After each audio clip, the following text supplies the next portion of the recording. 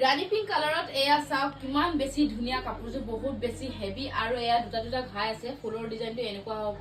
নীলা কলা বগা গ্ৰীণ য়েল্লো এনেকুৱা ধৰণৰ ফুলৰ ডিজাইনত আছে আৰু এয়া চাওক কিমান বেছি ধুনীয়া মই প্ৰথমতে দেখুৱাই দিম মেখেলাখন চাওক কিমান বেছি হেভি এইযোৰ কাপোৰ আপোনালোকে ল'ব পাৰিব এতিয়া মই অকণমান মেখেলাখন মেলি দেখুৱাই দিওঁ আপোনালোকক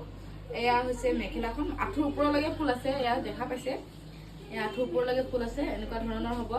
চাওক ইমান বেছি ধুনীয়া এইখন আছে মেখেলাখন তাৰ পাছতে আহিলে এয়া